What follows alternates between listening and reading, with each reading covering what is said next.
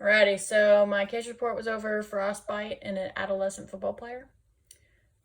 Basically, the patient got hit in football practice on his finger, and I believe it was the coach that told him to wrap it in a gel ice pack. Did not instruct him on when he should take it off. Didn't take it off for 2 hours.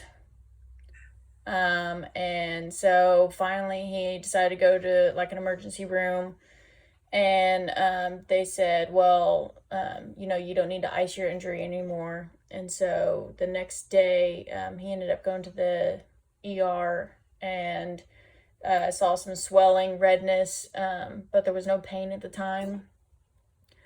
And it basically like it was his pinky, and it just like swelled.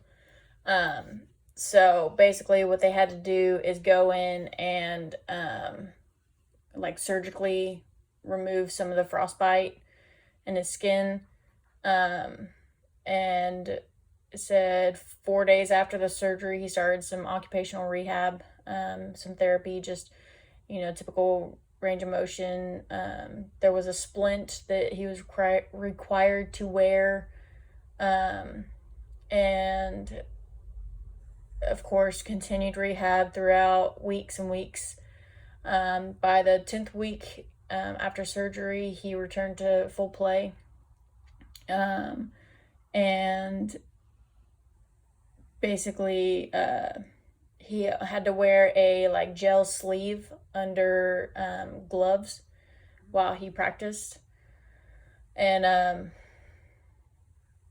yeah, honestly, that's basically all.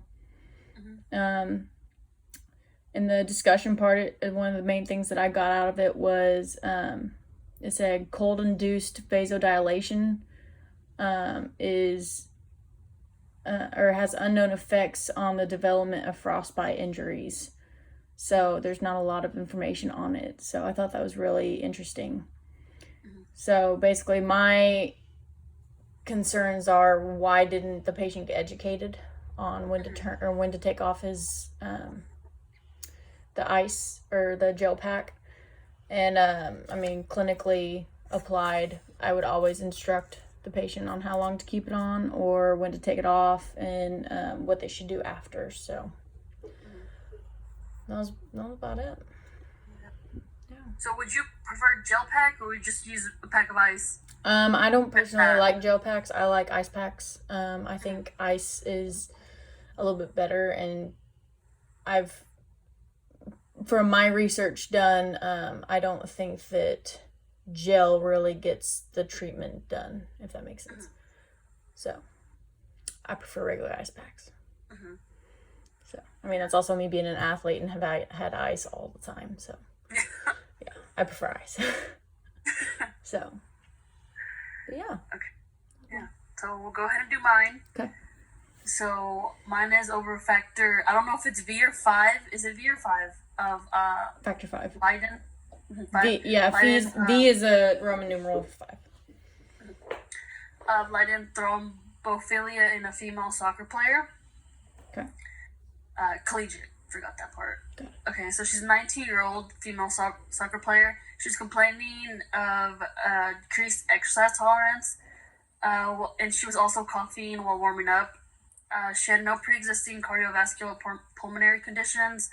She wasn't taking any medications. She said the symptoms started 3 days before, but she thought the symptoms were because she had lack of sleep and she was very stressed out, and also because she was sick days prior, so that's why she thought that she still had the cough. So after she complained of that, her coach just didn't let her play for the rest of the time because they were away. So on their way home from their soccer game, she got a little worse. When they actually got home, she experienced shortness of breath and a lower left pleurotic pain. So after she had said about those symptoms, they did refer her to the emergency room.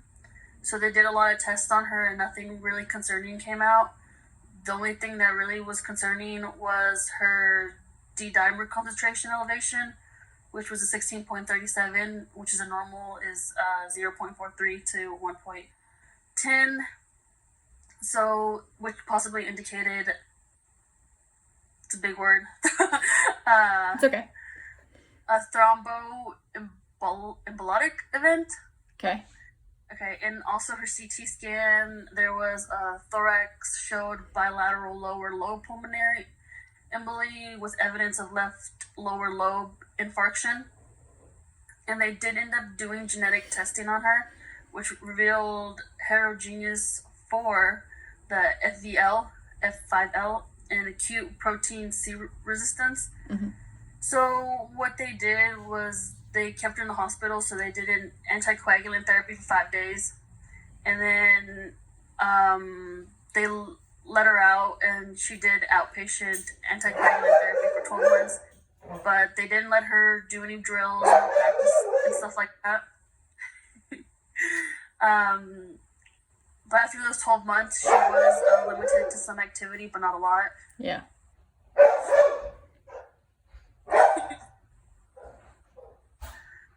Sorry. Oh, it's fine. Okay, you go. So yeah, that was my case study.